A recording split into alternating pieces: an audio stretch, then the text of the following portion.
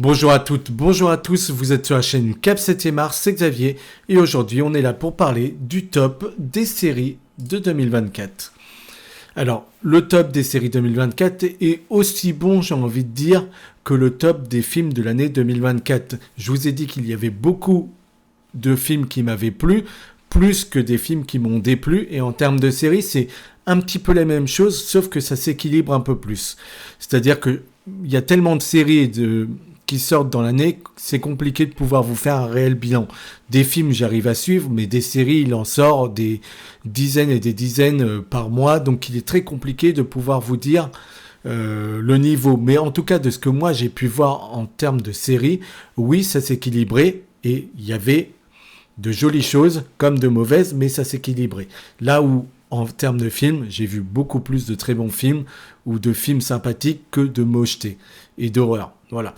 Donc on va en parler. On va parler du top 10 des séries qui m'ont le plus convaincu cette année, avec une mention honorable pour certaines séries, comme une série dont je ne pensais pas parler parce que je m'attendais à avoir très peur, vu que c'était John Watts, le réalisateur de No Way Home, ou de la trilogie Spider-Man qui a été fait par Marvel, qui était derrière. C'est Skeleton Crew, une série Star Wars, donc une série Disney+, avec Jude Law au casting, et qui se rapproche, qui lorgne plus du côté des Goonies, et d'un esprit enfantin qu'on pouvait retrouver avec la toute première trilogie de Lucas. Et en fait, c'est très bon.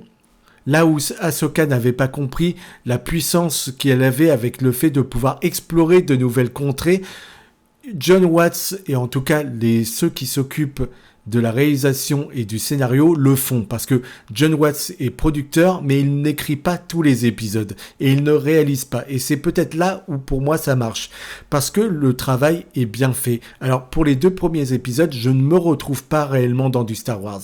On essaie, mais pour moi ça ne prend pas, et à la fin du 2e épisode, eh bien j'y étais complètement, et tout ce qu'il proposait, je trouvais que ça marchait, c'était très drôle, et effectivement ça nous ramenait à ce que Lucas avait fait dans ses débuts, et c'est que pour nous plaire, c'est un bonbon. Et la série n'est pas finie, mais en tout cas je voulais en parler ici. Ensuite, je pourrais vous parler d'une autre série qui m'a convaincu cette année. Je pourrais vous parler d'Arcane, mais j'ai encore beaucoup de mal à me dire qu'Arcane est terminée, et c'est pour ça qu'elle n'est pas dans mon top 10. C'est que pour l'instant, je n'arrive pas à me dire qu'ils ont conclu la série après 2 saisons. Et pourtant, j'ai trouvé ça impactant, émouvant, hyper bien exécuté, et quel délice de savoir que c'est français. Donc voilà, ce genre de série, moi je vous dis, c'est un grand oui. D'une prophétie s'est fait attendre, d'une prophétie est arrivée.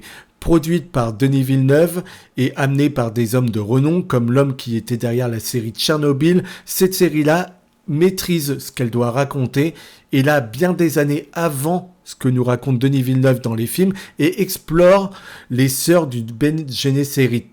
Et ces sœurs qui complotent pour le pouvoir sont très intéressantes. On voit leur début, leur force, comment ces femmes arrivent à rentrer au pouvoir et à y rester, en tout cas à essayer de le contrôler. Tout ça est hyper bien amené. On explore beaucoup plus de choses que les films ne le faisaient pas. Les marchands, les robots, l'épice, les autres familles aussi qui sont présentes. Et puis ces gens riches où ils se retrouvent pour faire la fête, etc., etc. On va plus loin, et on a un personnage qui est joué par Travis Fimmel, qui est hyper intéressant, qui était l'acteur de Viking, et qui est fou, qui est totalement scotchant. Quand il est à l'image, on ne voit plus que lui, et ce personnage est tellement terrifiant du début à la fin de la série, il est hypnotisant, il est parfait.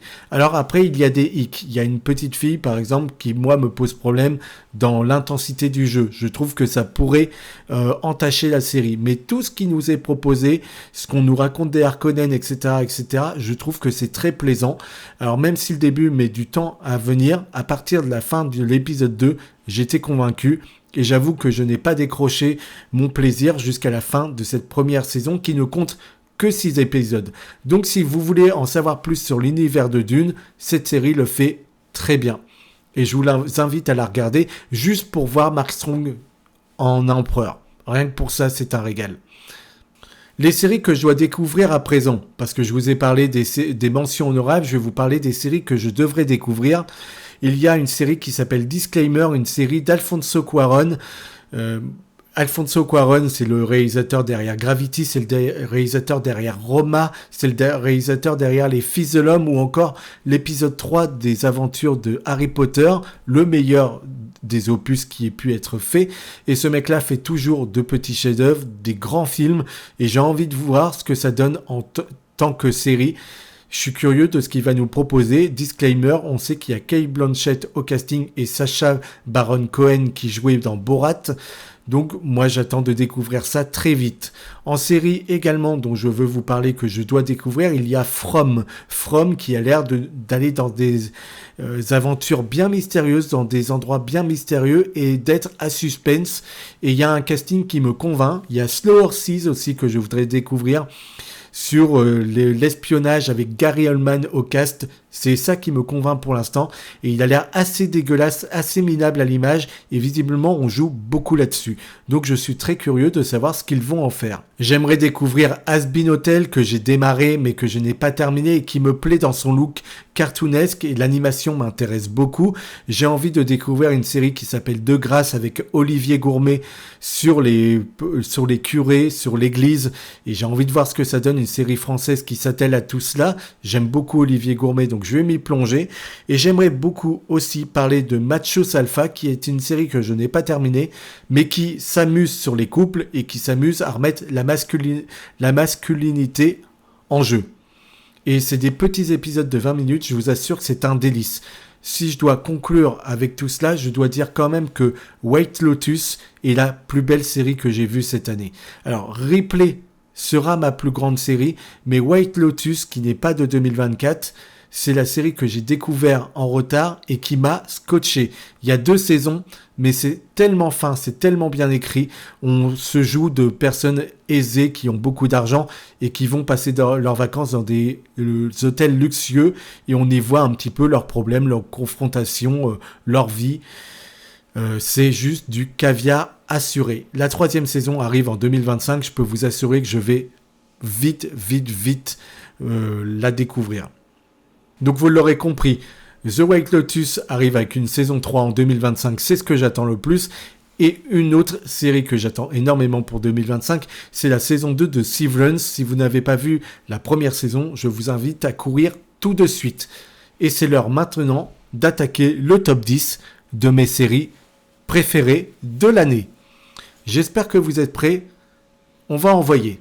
En 10e position, on va parler d'une série Netflix qui s'appelle Un jour ou One Day, une série Netflix donc sur un roman qui avait déjà été adapté en film avec Anne Hathaway, une comédie dramatique romantique qui va nous montrer un couple de jeunes diplômés d'Édimbourg qui vont commencer leur vie d'adulte et qui vont commencer à s'aimer sans se l'avouer, sans le remarquer peut-être, et qui vont continuer à se rencontrer, à se retrouver au fil des années et on voit ce que ça donne. Et je trouve que cette mini-série de 14 épisodes d'une trentaine de minutes arrive toujours à être subtile, sans être cucu, alors sans éviter le côté niais à des tout petits instants, mais j'ai trouvé tout de même que c'était drôle, que c'était sincère, que c'était touchant, qu'il y avait toujours une jolie musique qui les accompagnait, qui était choisie à chaque épisode, et je trouvais également que la performance de la jeune femme qui est jouée par une actrice, je me suis mis le nom de côté, c'est Ambika Maud. Eh bien, cette actrice-là, je l'ai trouvée remarquable. Et c'est sa vulnérabilité, c'est son authenticité qui a fait que j'ai été très touché par sa performance. Là où dans le film avec Anne Hathaway, c'est le personnage du jeune homme qui me touchait le plus. Donc là, j'ai fait l'inverse. Cette fois-ci, c'est la jeune femme qui m'a le plus touché par sa manière de jouer. Alors la VO a beaucoup aidé. J'ai adoré sa voix, son timbre de voix, comment tout cela a été amené. Et je trouve que c'est sympathique, que c'est plutôt bien amené, que c'est plutôt touchant et que ça vous fera du bien. Voilà, tout simplement. Donc si vous voulez passer un bon moment, cette série le fera amplement. C'est pour ça qu'elle est à la 10e place de ce classement. En 9e position, Colin Farrell règne, puisqu'ici on va parler d'Hollywood, on va nous parler de cette machine à rêve où on va mener une enquête avec un détective, John Sugar, qui est joué par Colin Farrell, et Colin Farrell va être délicieux dans cette série, on va avoir une esthétique irréprochable, on va avoir une enquête plutôt bien amenée, et puis quand la série dérive vers autre chose, ça pourrait être casse-gueule, ça pourrait nous perdre. Et en fait, j'ai trouvé ça couillu et bien amené. Et et j'ai été ravi, j'ai envie de vous dire. J'ai été ravi qu'on m'emmène ailleurs. Quand on m'a proposé ça, j'ai dit mais qu'est-ce que c'est que ce bordel? C'est what the fuck? Mais en même temps, pourquoi pas? Et en plus, ça casse les genres, ça nous emmène ailleurs. Donc c'est inattendu et c'est ça qui a fait pour moi tout le charme de la série. Et Colin Farrell avec son charme irlandais, bon bah voilà, la série a vraiment été pour moi jubilatoire du début à la fin.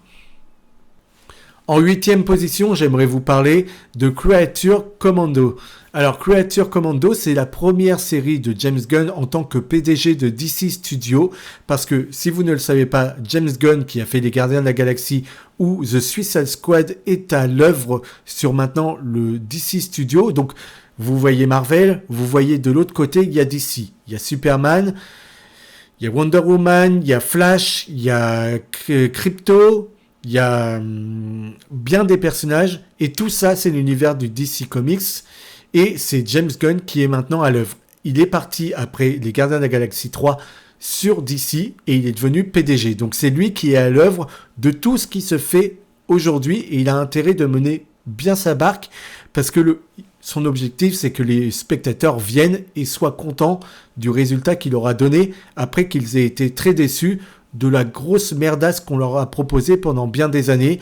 On a essayé de copier Marvel sans subtilité et en fait ça a été un naufrage absolu. Donc lui il balaye tout ce qui a été fait jusque-là et il vous amène de la nouveauté. C'est sa première série du coup qui sort aujourd'hui sur HBO Max, Creature Commando, qui nous fait beaucoup penser à The Suicide Squad, qui est toujours une bande de losers. C'est la patte, l'humour de James Gunn qui est toujours là à foison, mais le fait que ce soit de l'animation marche très bien parce que du coup, on accepte beaucoup plus que ces personnages soient des losers, on accepte beaucoup plus le cartoon et il est trash, il est drôle, il amène du sexe, c'est une série pour les grands enfants. Voilà, ce n'est pas conseillé pour vraiment les petits, hein.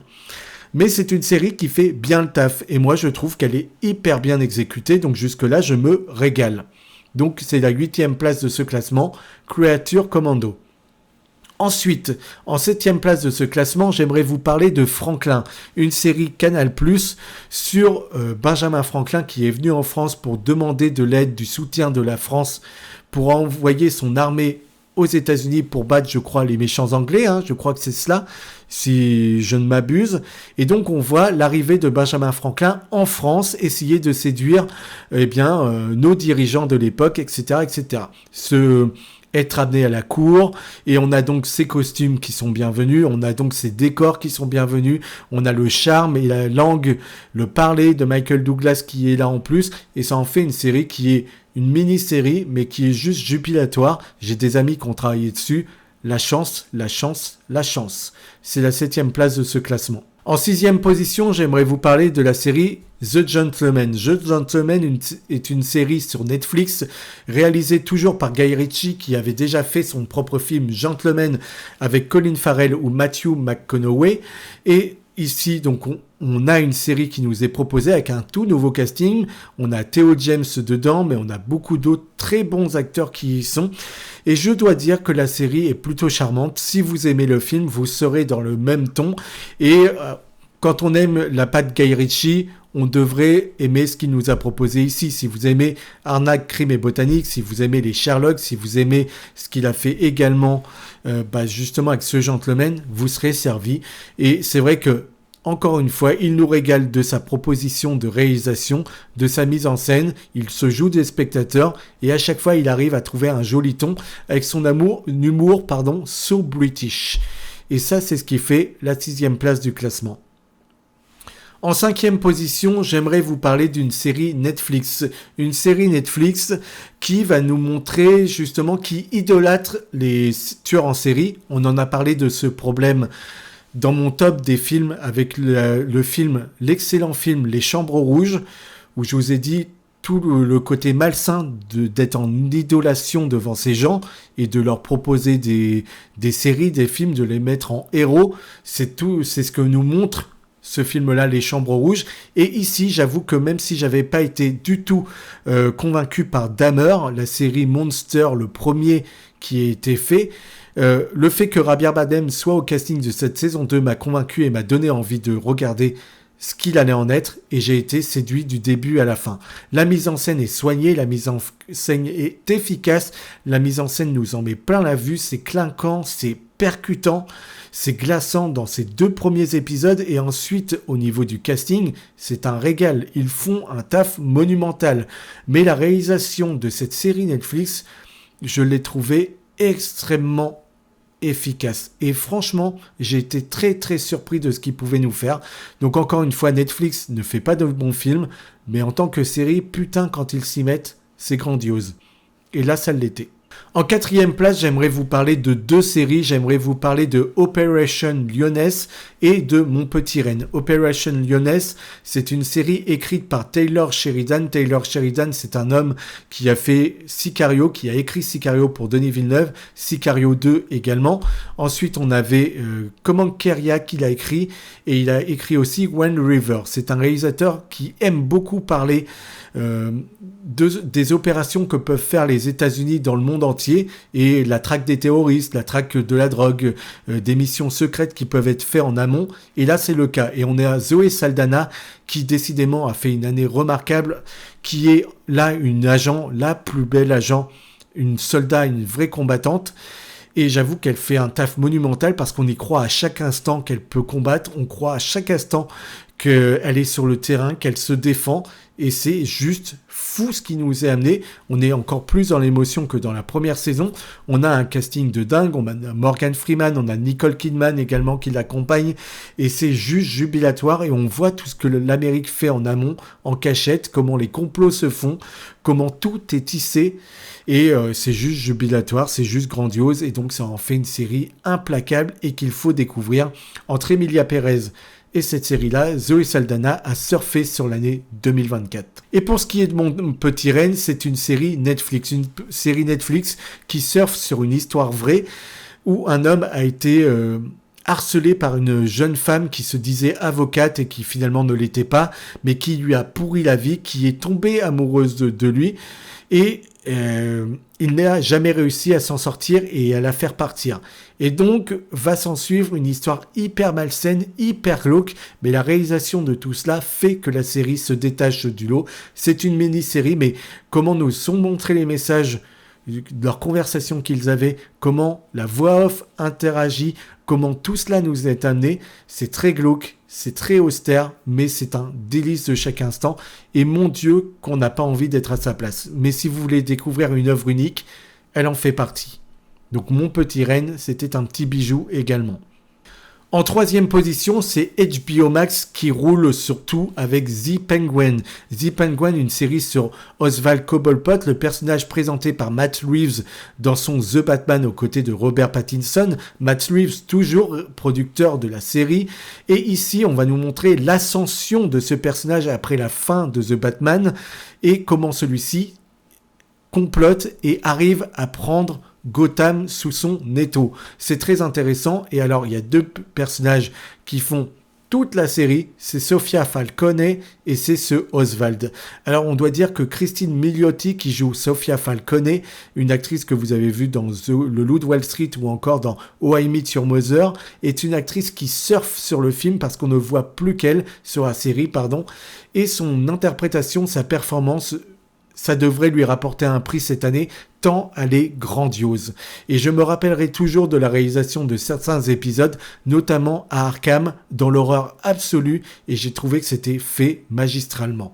Donc il y a déjà ça. Le seul hic que j'ai, c'est que fait Batman dans cette série ? Pourquoi n'est-il pas en hors-champ ? Pourquoi n'est-il pas évoqué à certains moments ? Pourquoi n'interagit-il jamais ?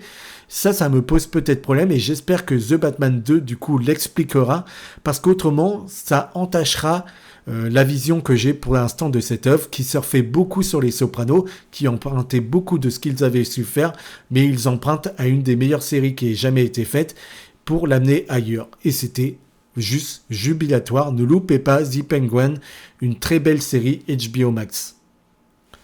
En seconde position, j'aimerais parler d'une série qui s'intitule Shogun, une série FX mais qui a été achetée par Disney+. Et là, c'est du caviar. Alors, il y avait eu un film Shogun qui avait été fait dans les années 80, il me semble, ou un petit peu plus, je l'ai vu il y a longtemps, qui était très bien d'ailleurs. Mais ici, on va réellement faire en sorte de respecter ce qu'était l'époque et respecter le Japon, toutes les traditions, etc. Moi, j'aimais beaucoup ce film très hollywoodien qui était Le Dernier Samouraï pour tout ce qu'on amenait de leur culture, de leur tradition, de leur pensée. Et ici, c'est un peu la même chose. On va nous montrer les conflits qu'il y a entre les Portugais, les Français, les Japonais, l'Église au milieu de tout cela, le christianisme et comment tout cela est vu et les complots qui vont être amenés. On demande toujours aux spectateurs d'être assidus. On ne nous prend pas pour un imbécile. C'est complexe, mais une fois qu'on rentre dans le récit, on est plus que captivé. Il y a des acteurs de renom comme cet acteur-là que je vous montre en photo. Ou alors, il y a cette actrice aussi qui, pour moi, a fait toute la série par sa performance qui est juste magistrale. Alors, elle était grandiose. Je trouve peut-être le protagoniste principal un petit peu plus... comment dire je suis plus mitigé parce que celui-ci est un peu penaud par des moments. Mais c'est le rôle qui le veut et c'est le fait qu'il soit dans d'autres cultures, d'autres traditions, hein, dans un autre pays qui fait que on l'amène ainsi. Mais c'est peut-être la seule chose sur laquelle j'ai à pinailler. Les décors sont sublimes, les costumes sont sublimes, tout est très respectueusement amené et ça en fait un show mais remarquable avec une histoire de dingue. Vous ne devez pas louper cette série qui a fait l'année 2024 sans aucun doute et qui s'attend à avoir une saison 2, voire une saison 3. Et en première position de l'année, c'est encore une série Netflix qui rafle la palme. C'est la série Ripley, R-I-P-L-E-Y, une série en noir et blanc sur une Italie des années 60 avec un petit fraudeur d'assurance qui va faire l'escroquerie de trop à un moment donné et qui va aller trop loin. Et à partir de là, on est pris en étau avec lui et on doit sortir de ce piège qui lui est tendu et on doit s'en sortir. Et on est avec un protagoniste dont on n'a aucune empathie, qui est flippant à souhait, qui est interprété par Andrew Scott, qui était Moriarty pour la série Sherlock, et qui, encore une fois, fait une performance folle, qui surfe sur toute l'œuvre et qui nous régale. Mais c'est une série qui prend son temps, c'est une série qui se délecte de tout ce qu'elle amène, c'est une série dont, à chaque fois qu'on arrête un plan, on pourrait croire que c'est un tableau tellement c'est beau, et en plus... il n'y a pas de plan de trop, il n'y a pas une scène de trop, tout est hyper bien exécuté et c'est... comment dire, comme je vous disais, il n'y a pas de trop plein. Dans des séries, il y a toujours une scène ou plus qui se dénote et qui... on se dit, bon, elle n'aurait pas été là, je m'en foutais cette scène, voilà, on ne sait pas trop ce qu'elle fait là. Eh bien ici, non, tout ce qui est amené est intéressant, tout est implacable, tout est hyper beau, et j'ai adoré le jeu qu'il y avait à un moment donné entre un ascenseur et le regard d'un chat. On joue beaucoup sur le gag, et c'est très drôle. C'est juste dingue, c'est juste fou, c'est la plus belle série que j'ai vue, je ne m'en remets toujours pas et j'ai qu'une hâte, c'est qu'elle sorte en Blu-ray pour l'avoir en coffret et la mettre à mes côtés parce que ça, c'était du grand cinéma. Et j'ai envie de vous dire que c'est l'auteur de American Gangster et de bien des œuvres de Martin Scorsese qui était à l'œuvre à la réalisation ici pour Ripley. Donc, ne loupez pas ce petit chef-d'œuvre, c'est incroyable ce qu'on a été capable de faire avec Ripley. Je ne sais pas comment on dit, Ripley, je ne sais pas.